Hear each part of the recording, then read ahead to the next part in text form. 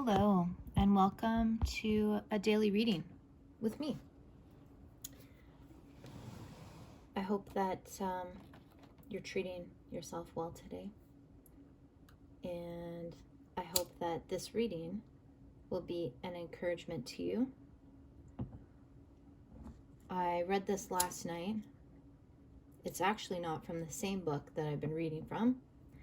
It's from The Myth of Normal, which is a more recent book that's just come out by Gabor Maté.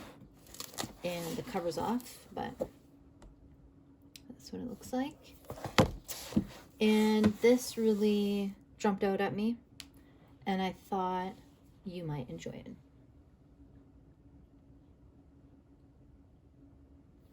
So this actually comes from chapter 26, and he talks about 4 A's and 5 compassions, some healing principles. So he says, an essential aspect of healing is welcoming each of these qualities back into our life and letting it teach us its ways. And the one I'm going to read about today is authenticity, number 1. To put it bluntly, it is a quality more often marketed than manifested in our culture.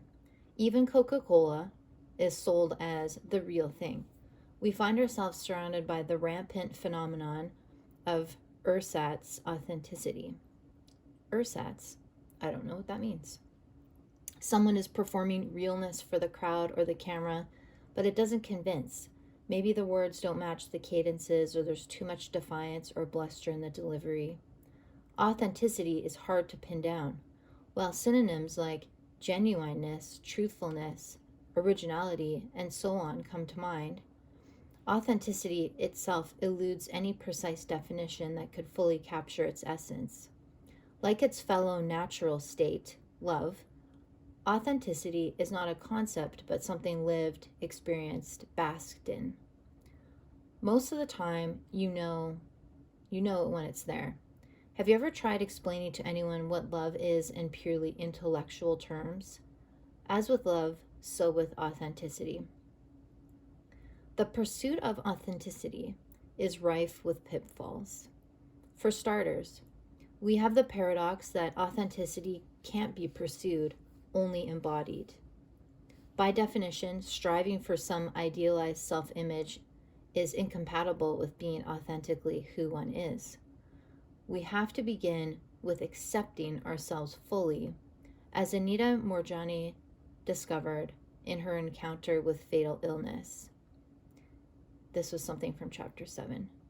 She said, even the slightest little resistance from the opposite person, like if I had displeased someone even slightly, this was me before, I would be the one to back down, she told me. Today, I'm not afraid of being disliked, of disappointing someone. I'm not afraid of what I used to think of as my negative qualities. I realize that they are just the other side of being who I am. One of the most direct approaches to authenticity is noticing when it isn't there, then applying some curiosity and gentle skepticism to the limiting self-beliefs that stand in for it or just stand in its way. The lack of authenticity makes itself known through tension or anxiety, irritability or regret, depression or fatigue. When any of these disturbances surface, we can inquire of ourselves. Is there an inner guidance I am defying, resisting, ignoring, avoiding? Are there truths I'm withholding from expression or even contemplation out of fear of losing security or belonging? In a recent encounter with others, is there some way I abandoned myself, my needs, my values? What fears, rationalizations, or familiar narratives kept me from being myself? Do I even know what my values are? The growing capacity to admit to oneself, ouch, that hurts, or, I didn't really mean what I just said, or I'm really scared to be myself in this situation, is the impulse toward authenticity becoming stronger. After enough noticing, actual opportunities for choice begin to appear before we betray our true wants and needs.